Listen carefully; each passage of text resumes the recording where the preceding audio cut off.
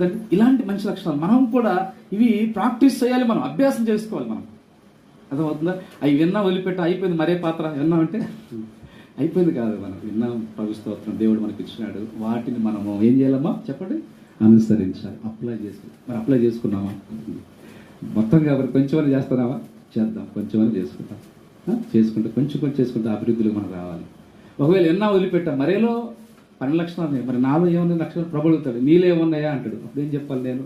మీలో ఏమన్నాయా చెప్పే ఆయనలో ఏమన్నాయి, కూర్చున్న వాళ్ళు ఏమన్నాయి అంటే అప్పుడు ఏం చెప్తాం? మరేలో ఉన్నాయి సరే, మరి మనలో ఉన్నాయా? కనుక మనం కూడా పాటిస్తాం, విధేయత కలిగి ఉందాం, పరిశుద్ధత కలిగి ఉందాం, దీనులుగా ఉందాం, లోబడదాం, ఒప్పుకుందాం, దైవికంగా జీవిద్దాం. మనం కూడా మరే లాంటి వాళ్ళగా చేపడతాం. రైట్. ఇప్పుడు మనం రెండవ పాత్ర ఎవరండి? ఈ పాత్ర పేరేంటి? యేసేపు అనే పాత్ర. ఆ పాత్రే కాదండి, మనం కూడా ప్రతి ఒక్కరు ఒక పాత్రలాగా ఉండాలి. వీళ్ళు క్రిస్మస్లో పాత్రలు అయితే మనం కూడా పాత్రలు. పౌలు గారు అన్నయ్యతో చెప్పాడు దేవుడు, ఇదిగో ఇతడు నేను ఏర్పరచుకున్న ఒక సాధనం, పాత్ర. ఎవరా పాత్ర? సౌలు అనే పౌలుగా మారాడు. కాబట్టి దేవుని సేవలో శిష్యులు ఒక పాత్ర, మరి ఒక పాత్ర యేసేపు పాత్ర. బైబిల్ దాదాపు 6 పాత్రలు ఉన్నాయి. ఈ పాత్రలు చూస్తే ఏ పాత్రలు అండి? ఆయిల్ పాత్రలా, నూనె పాత్రలా, ఏ పాత్రలు? స్వీట్ పాత్రలు. ఆ పాత్రలు కాదండి. ఏ పాత్రలు అంటే వాళ్ళే మనిషి ఒక పాత్ర. నీవు నేను మనం కూడా ఇప్పుడు క్రిస్మస్లో మనం పాత్రలు కాలేము. అంటే క్రిస్మస్లో అంటే పుట్టుకలు, ఇప్పుడు ఆల్రెడీ పుట్టాడు కాబట్టి ఇప్పుడు పుట్టట్లేదు, వేసుకొని పుడుతున్నాడా? లేదు. అయితే ఏ విషయం పాత్ర కావచ్చు అంటే ఆ క్రిస్మస్ సందర్భంగా మనం ఆరాధిస్తూ ఉంటే, లేదా మనం ఆయన గురించి ప్రకటిస్తూ ఉంటే, మనం కూడా పరిశుద్ధంగా జీవిస్తూ, నమ్మకంగా జీవిస్తూ, ప్రభు రాకడానికి సిద్ధపడుతూ, వాక్యానుసారం జీవిస్తూ, ఇతరులకు దేవుని సువార్త పఠిస్తూ, దేవుని పనిచేస్తూ, ప్రభు రాకడానికి సిద్ధపడుతూ మనము కూడా ఒక పాత్రలాగా ఉండాలి.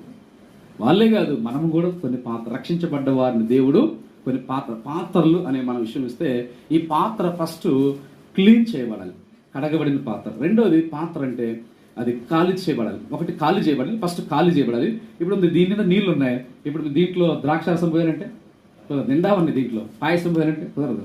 ముందు ఇది ఏం చేయాలా? ఇది ఖాళీ చేయాలి. ఖాళీ చేసిన తర్వాత ఈ దీంట్లో ఏదో డస్ట్ మురికింది, దీంట్లో డైరెక్ట్గా పాయసం పోస్తామా? పోయాం. రెండోసారి ఏం చేయాలి? ఉండేది క్లీన్ చేయాలి, కడగాలి. ముందు ఖాళీ చేయాలా, తర్వాత దీన్ని కడగాల, తర్వాత అప్పుడు దీనికి ఏం అర్హమంగా ఉండాలి, సిద్ధంగా ఉండాలి పోయటానికి. ఈ పాత్ర ఏడో పైన ఉంది, మన ఎట్ట పోస్తాం అంటే సిద్ధంగా ఉండాలి, అంటే అర్హమై ఉండాలి, సిద్ధమై ఉండాలి. అప్పుడు దీంట్లో పాత్రలో పోసినట్లుగా, అది వాడబడుతున్నట్లుగా మనము కూడా దేవునికి అలాంటి పాత్రలుగా ఉండాలి. ఈ రెండవ పాత్ర యేసేపు పాత్రలో మనం చూస్తే 3వ లక్షణం చూద్దాం. చూడండి, 3వదిగా మనం కూడా నేర్చుకోవాలి, మనం కూడా నీతిమంతులుగా జీవించాలి. మనం కూడా ఎవరిని మనం అవమానపరచకుండా దయగలిగిన హృదయం కలిగి ఉండాలి. శిక్షించడానికి, మరణానికి పాత్రగా ఉండలేదైనా. రెండోది, 3 చూద్దామండి. 3వ మాట పరిశుద్ధ గ్రంథంలో 3వది. అలాగైనప్పుడు మనం ఒక పాత్రలాగా ఉంటాం. చూడండి, 3వ సంగతి మత్తయి సువార్త 1:19 కంటిన్యూ చేద్దామండి. కంటిన్యూ చేయండి. అవమానపరచనల్లక రహస్యముగా ఆమెను, చదవండి, ఆమెను విడనాడ ఉద్దేశించను. లాస్ట్ పదం ఏంటి? ఉద్దేశించినాడు. ఏంటి ఉద్దేశించినాడు?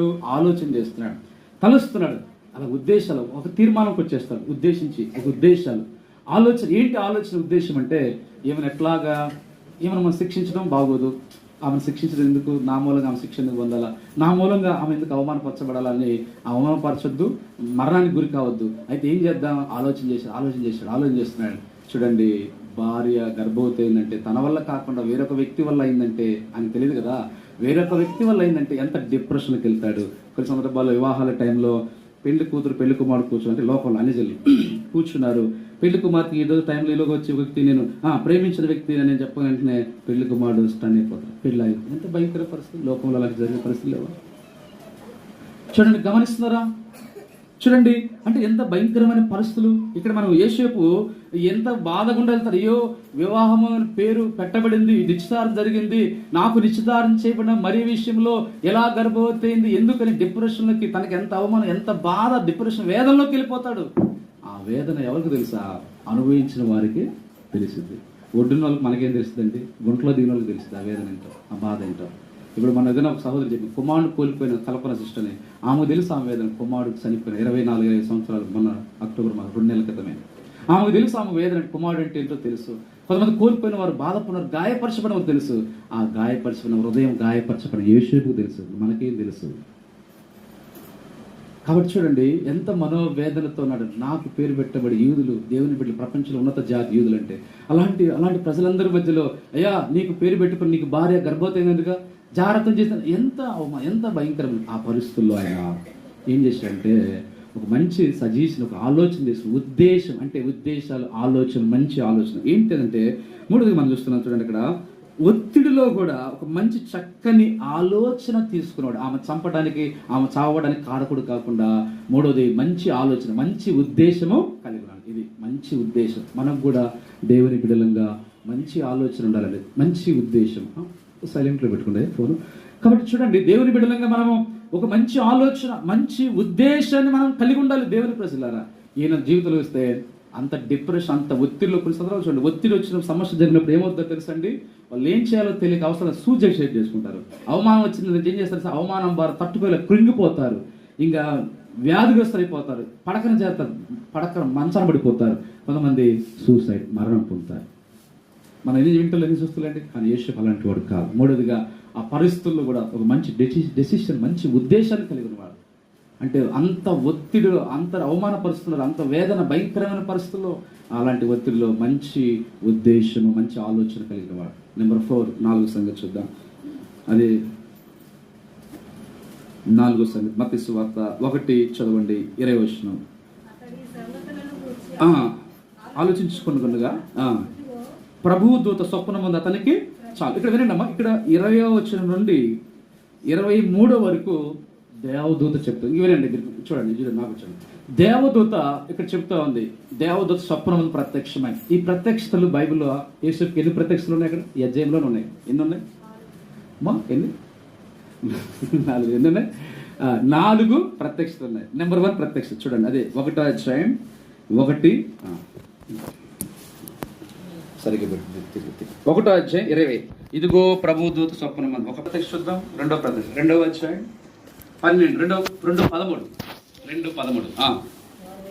వారు వెళ్ళిన తర్వాత ఇదిగో ప్రభు దూత 2వ ప్రత్యక్ష. నెంబర్ 3 2వ అధ్యాయం 19. ఇదిగో ప్రభు దూత ఏ రోజు చనిపోయిన తర్వాత 3వ ప్రత్యక్ష. నెంబర్ 4 23వ వచనం. ఏ రోజు ప్రతిగా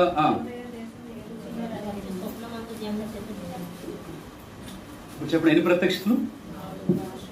యేషేపు 4 ప్రత్యక్షతలు. ఒక ప్రత్యక్షత వస్తేనే అద్భుతం, అవునండి. కొన్నేళ్ళకి దేవదూత ప్రత్యక్ష వచ్చింది, ఆ అపోస్తలుల కార్యం 10వ అధ్యాయం కదండి. ఒక ప్రత్యక్ష దేవదూత రావడం అంటే సామాన్యమైనది కాదు. మనకైతే ప్రత్యక్షలు ఒకటానే ఉన్నాయా? నాకైతే లేవు. మరి మీకు ఏమైనా ఉన్నాయా ప్రత్యక్షతలు? పౌలు గారు అంటారు, నాకు కలిగిన ప్రత్యక్షతలు అనేక ఆయనకు ఉన్నాయి. అయితే మనకు లేవు ఈ ప్రత్యక్షతలు, కానీ యేషేపుకు ఉన్నాయి. ఏంటి ప్రత్యక్ష? దేవదూత కనబడడం స్వప్నములో, నిద్రపోతున్న కలలో. అలా ప్రత్యక్షమై 4 సందర్భాలు. ఒక ప్రత్యక్షత ఏంటంటే